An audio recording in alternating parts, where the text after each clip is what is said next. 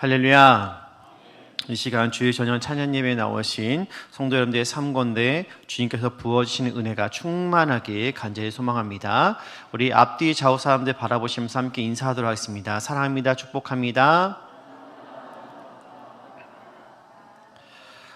계속해서 교회와 성경이라는 주제를 가지고 주일 저녁마다 함께 은혜를 나누고 있습니다.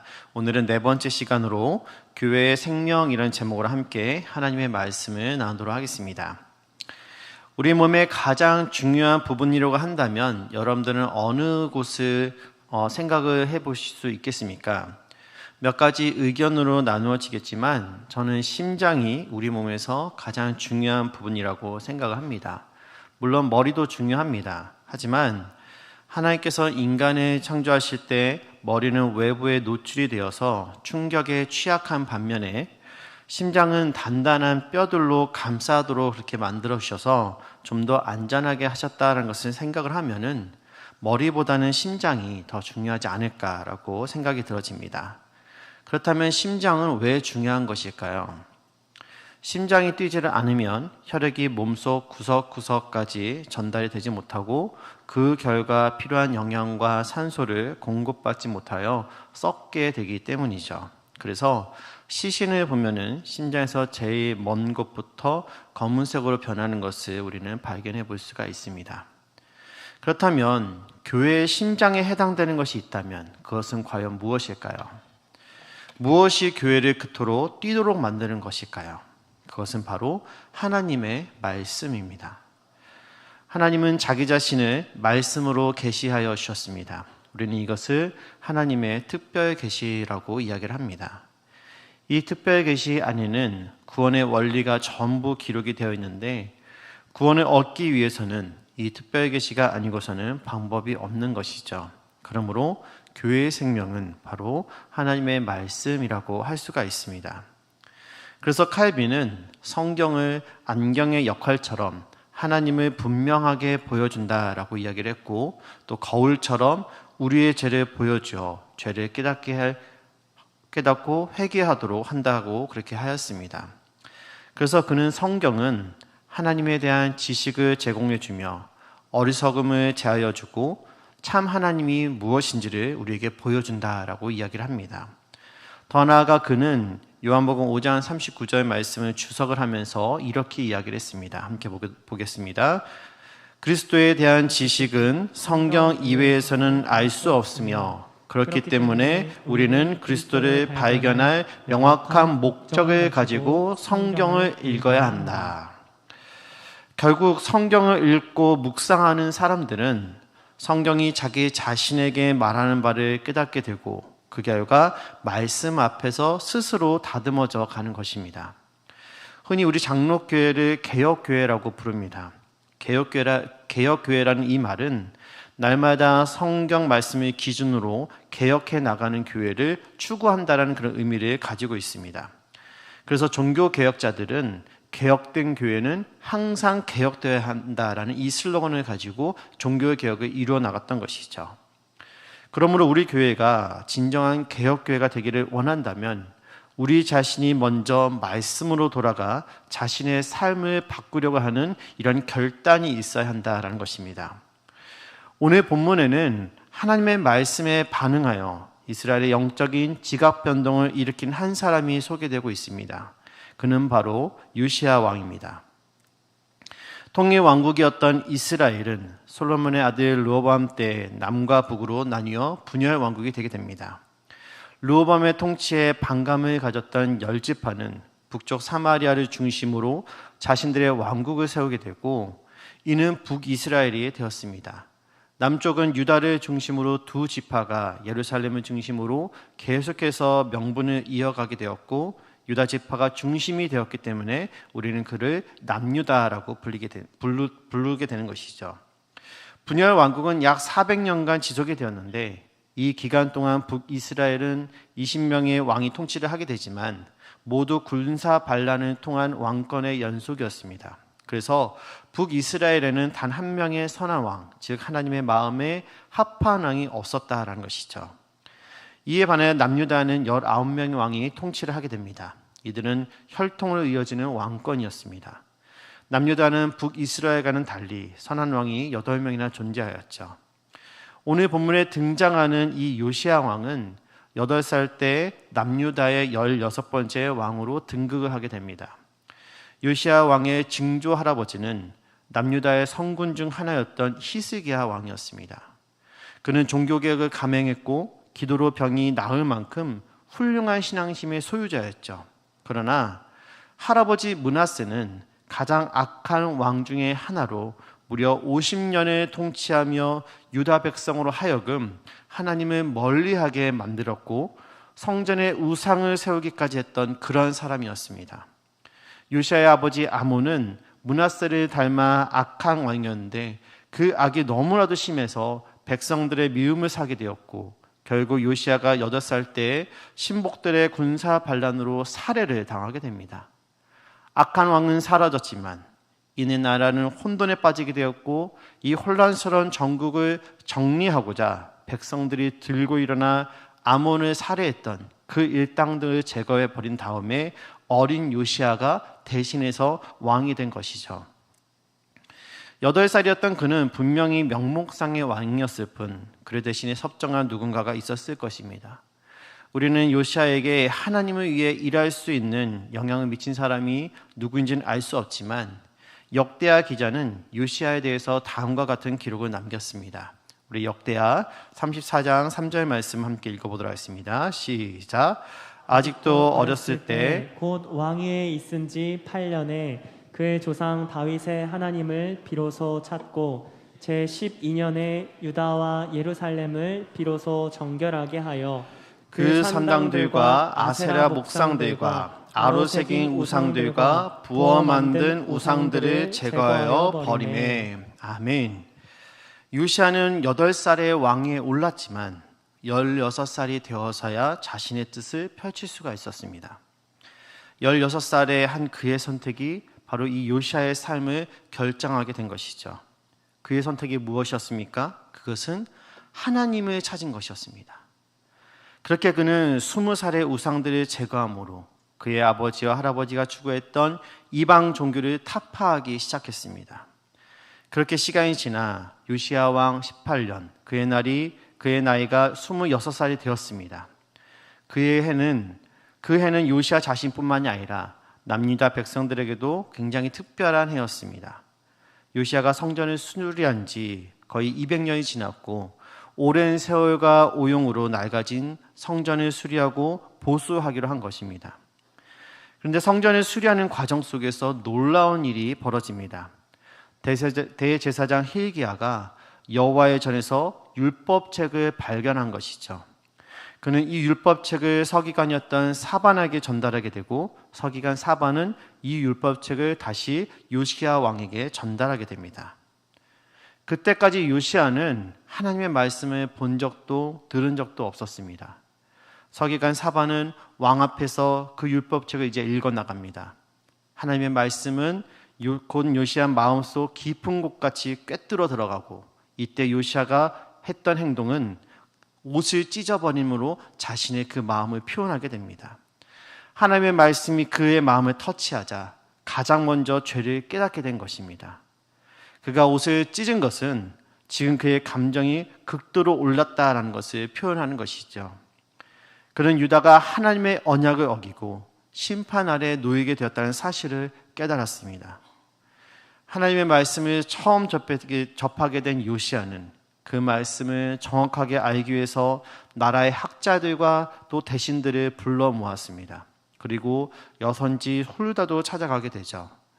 결국 이러한 과정을 통해서 요시야는 이제 하나님의 원하는 것이 무엇인지를 알게 되었고 백성들에게 하나님의 뜻을 따르게 하기 위해 그가 할 수 있는 모든 일을 함으로 하나님께 영광을 돌리기로 합니다.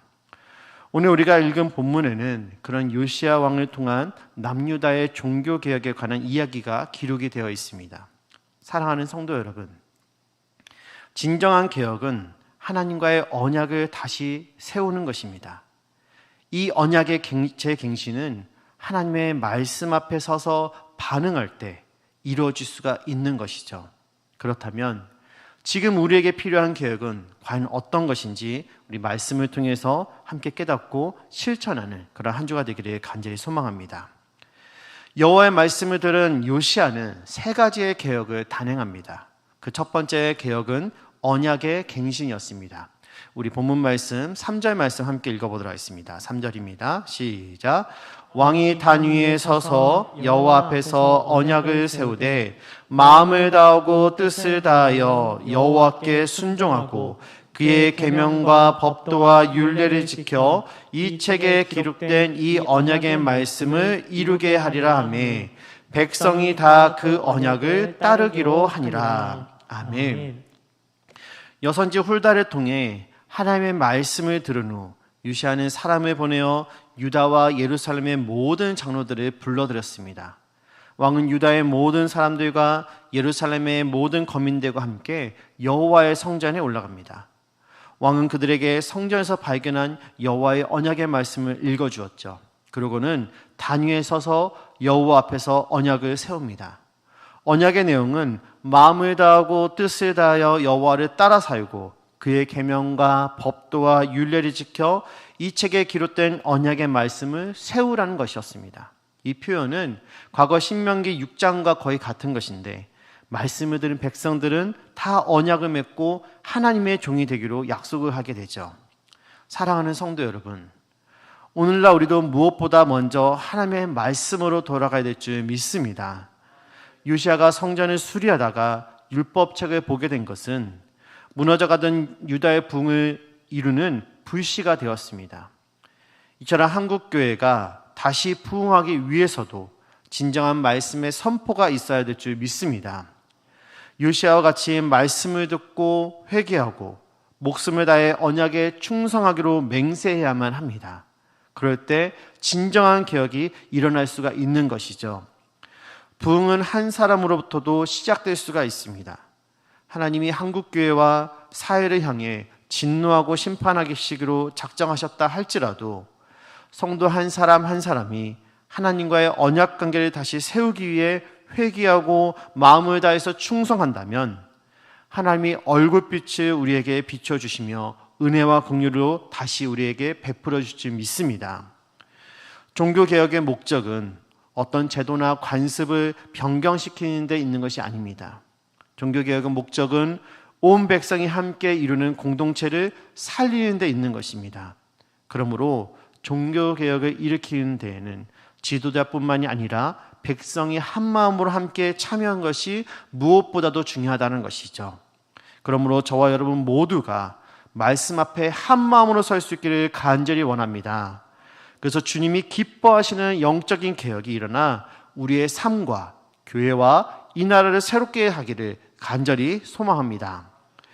하나님과 언약을 맺은 요시야는 두 번째 개혁을 시작합니다. 그것은 바로 우상의 제거였습니다. 우리 4절 말씀 함께 읽어보도록 하겠습니다. 4절입니다. 시작.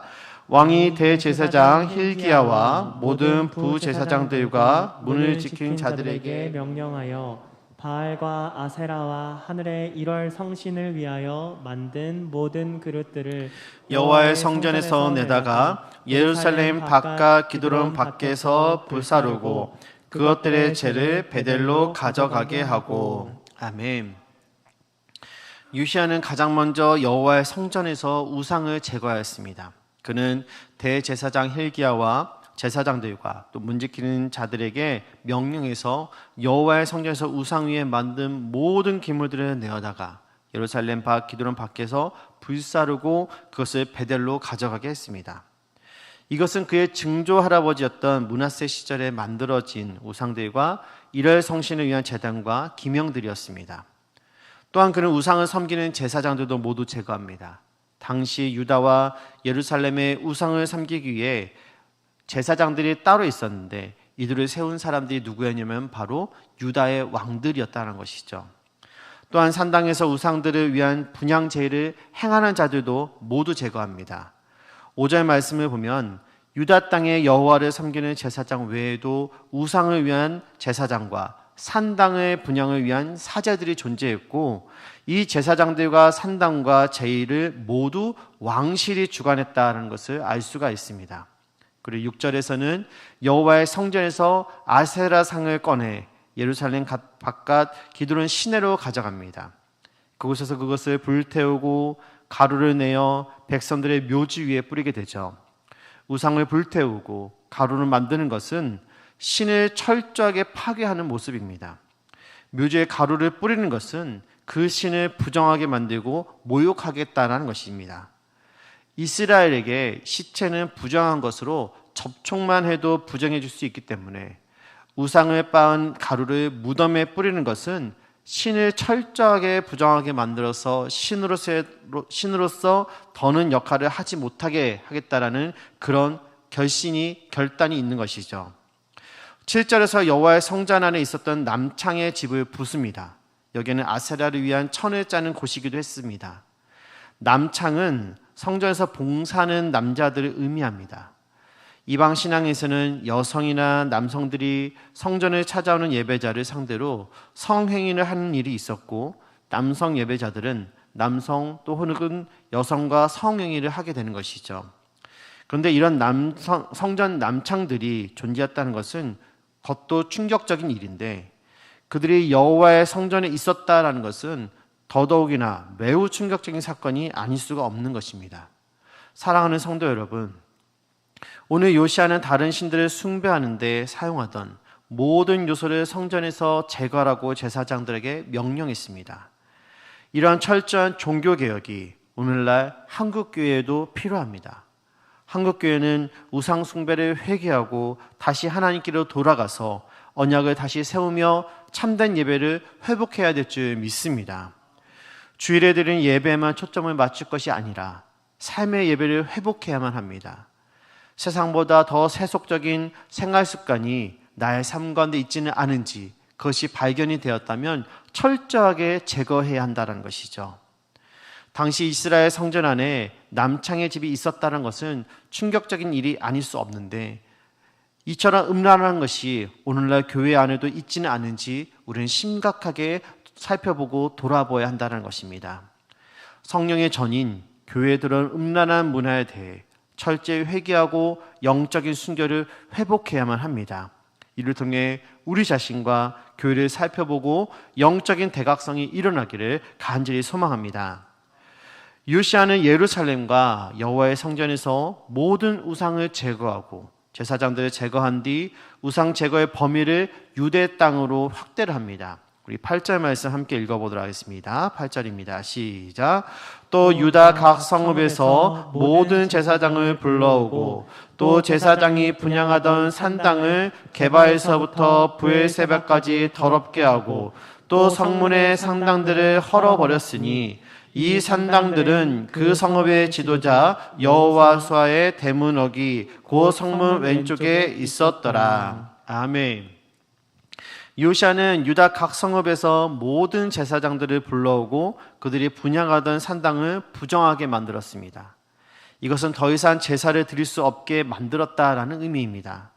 게바는 베냐민 지파의 도시로 유다 땅에서 가장 북쪽에 위치를 합니다. 또한 브엘사바는 가장 남쪽에 위치하였는데, 이를 통해서 게바에서 브엘세바까지는 유다 땅 전체를 나타낸다라고 볼 수 있습니다. 요시아가 이렇게 모든 지역의 우상을 철저하게 개혁했다라는 것은 그만큼 유다 땅 전역에 걸쳐서 우상을 섬기는 산당이 가득했다라는 것을 반증하기도 합니다.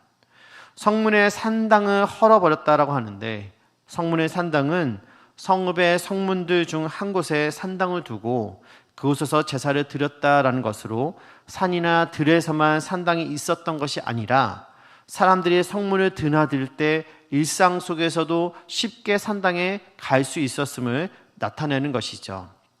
또한 9절에서 산당의 제사장들은 예루살렘 여호와의 제단에 올라가지 못하고 다만 그의 형제 중에서 무교병을 먹을 뿐이라고 기록을 하고 있습니다. 이것은 산당들에서 봉사했던 레위인들에 대한 처우로 이들은 여호와의 제단에 올라가는 일, 즉 여호와의 제사를 집례하는 것은 못하게 하고 다만 여호와의 성전에서 다른 일들을 하면서 제사장으로서의 신분을 간간히 유지하게 됐다라는 의미를 이야기합니다.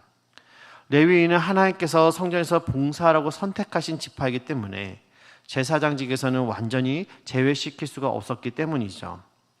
솔로몬 이후 많은 왕들이 산당을 제거하지 못했습니다. 하지만 요시야는 산당을 제거하고 온전한 종교개혁을 이루었습니다. 이것을 교훈 삼아 교회는 독버섯처럼 만연한 우상을 제거하고 그 우상을 하나님의 자리에 놓고 섬기던 모든 가치관을 제거하는 진정한 종교의 개혁들을 추구해야 될 줄 믿습니다. 사회와 문화, 교육 영역 안에 만연한 비성경적인 요소들을 우리는 말씀으로 개혁해야 될 줄 믿습니다. 이 사명을 깨닫고 진정으로 여호와 하나님 한 분만 바라보는 유일신 신앙으로 우리는 돌아가야 될 줄 믿습니다.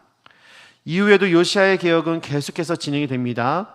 유다에 있었던 산당을 모두 제거하였고 그 개혁이 마무리되었을 때 그는 개혁의 범위를 이제는 북이스라엘까지 확대를 합니다. 우리 15절 말씀 함께 읽어보도록 하겠습니다. 15절입니다. 시작.